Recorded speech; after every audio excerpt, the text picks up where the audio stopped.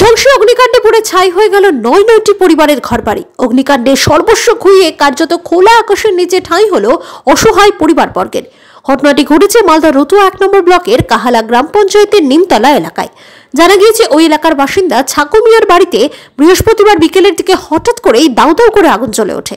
দেখতে দেখতে আগুন বিধ্বংসী রূপ ধারণ করে। আগুন ছড়িয়ে পড়ে আশেপাশের বাড়িতে। আগুনে নয়টি পরিবারের ঘরবাড়ি পুড়ে ছারখার হয়ে যায়।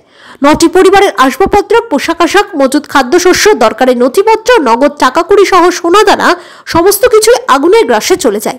এক পরিবারের মেয়ের বিয়ের জন্য জমানো কয়েক লক্ষ টাকা সোনাদানা, বিয়ের দামি খাট আগুনে পুড়ে ছায়ে রূপান্তরিত হয়।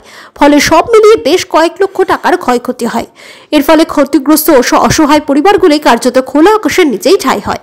ক্ষতিগ্রস্তরা জানাচ্ছেন, অগ্নিকাণ্ডে তাদের সমস্ত কিছু পুড়ে ছারখার হয়ে গিয়েছে। তবে এখনো পর্যন্ত প্রশাসনের তরফে সেরকম কোনো সাহায্য সহযোগিতা পাননি। তাই সাহায্যের জন্য করুণ আবেদন জানাচ্ছেন। এদিকে এই অগ্নিকাণ্ডের ঘটনায় ফের রতুয়ায় দমকল কেন্দ্র গড়ে তোলার দাবি জানিয়েছেন স্থানীয়রা। স্থানীয়দের বক্তব্য, রতুয়ায় কোনো দমকল কেন্দ্র নেই। ফলে বাইরে থেকে দমকল আসতে আসতেই আগুন বিধ্বংসী রূপ ধারণ করছে, সমস্ত কিছু গ্রাস করে নিচ্ছে।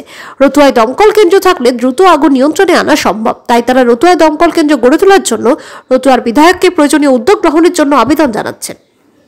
আসলাম তো এখানে দেখছি এনে আগুন লাগিয়ে গেছে। আমরা এনে সবাই দেখছি গ্রামের লোক করছে, আগুনে করছে।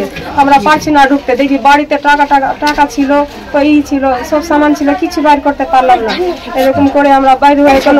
এরকম করে 2টা বাচ্চা ছিল বাড়িতে। আমরা বাচ্চাকে খুঁজছি, এই বাচ্চাটাকে বাইর করতে পারলাম না।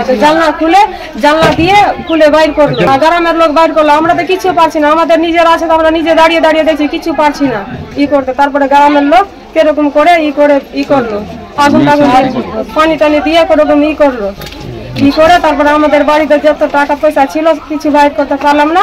কাগজপত্র কিছু না, ডকুমেন্টস কোনো ডকুমেন্টস কিছু নাই, সব পুরো ছাই হয়ে গেল।